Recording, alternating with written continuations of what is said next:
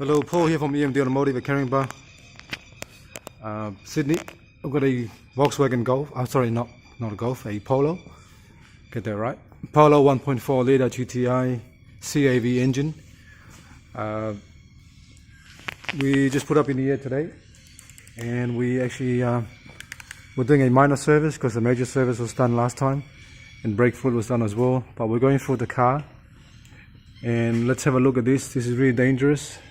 Extremely dangerous to have a brake fluid leak from the actual pipe on top here. We're not sure if the bolt is loose, but we're just doing the video first and then we'll check it after. We'll try to make sure you can see that. So that's on the left hand side rear, and then the right hand side rear, same thing. So this is the first time this car's come here, so we're going to document that. So we're going underneath the car to have a more look. There's nothing pretty obvious at the moment, but let's go to the front. This is underneath the car as well, so let's have a look in there. Have a look in there. Bushes, drive shafts, exhaust flange.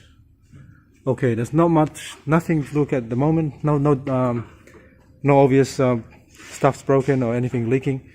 But the most obvious is the rear brakes, and I've got a major coolant leak underneath the car here. See that color there? That's the color of the coolant. And let's have a look at the dry belt. Dry belt looks fine, but the major thing now is the coolant leak and the brake leak. So what I'm going to do now, I'm going to bring the car down and we're going to go from there. Alright, we're here now at the, we just put a, hook up a pressure tester for a coolant bottle there. So it's sitting on 20 psi now. It's actually holding pressure. So sometimes previous work was done and then probably they didn't clean up the coolant from the actual parts underneath the car, and then we're doing the work now, and we're just gonna make sure there's no other oil coolant leak coming from this car here. But while we have this hooked up at 20 psi, we are going to take the car up in the air and put a spanner on those pipes at the back that we showed you on the brakes to make sure they are tight, and then we'll go from there. So we just finished draining the oil already. We're going to change the filter. Let's go through the whole car and go from there. Alright, let's put it up. Light. Alright, we've got the car up in the air now. What we're doing now, we're just going to look underneath the car to make sure there's no coolant dripping down, because this is all dry.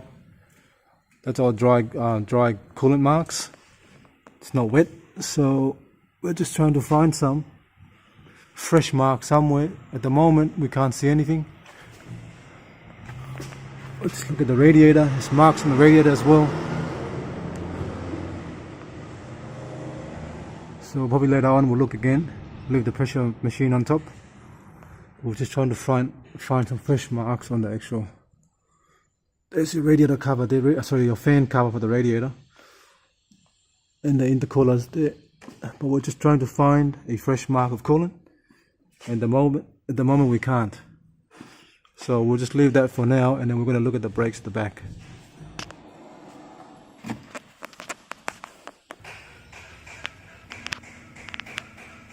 Alright,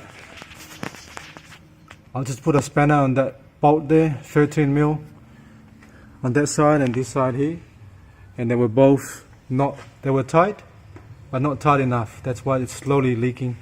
So what we're going to do is we're going to clean it up, and then we're going to bleed the brakes just in case.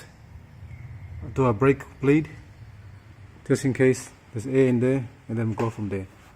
Alright, thanks for watching and please subscribe.